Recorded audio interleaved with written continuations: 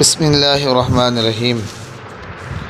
حضرت علی رضی اللہ تعالی عنہ سے منقول ہیں، نقل کیا گیا ہے کہ جس شخص کے پاس تین چیزیں نہیں اس کے پاس کچھ بھی نہیں۔ وہ تین چیزیں یہ ہیں: نمبر 1 اللہ تبارک و تعالی کی سنت، نمبر 2 رسول اللہ صلی اللہ علیہ وسلم کی سنت، نمبر 3 اولیاء اللہ کی سنت۔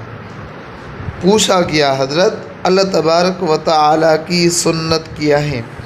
تو حضرت علی نے ارشاد فرمایا، راز کا چھپانا، راز کا چھپانا، یہ اللہ تبارک و تعالی کی سنت ہے۔ عرض کیا گیا رسول اللہ صلی اللہ علیہ وسلم کی سنت کیا ہے؟ حضرت علی نے ارشاد فرمایا، لوگوں کے ساتھ نرمی و مہربانی سے پیش آنا، نرمی اور مہربانی سے پیش آنا۔ پھر پوچھا گیا حضرت اولیاء اللہ کی سنت کیا ہے؟ حضرت علی نے ارشاد فرمایا، لوگوں کی تکلیف کو برداشت کرنا۔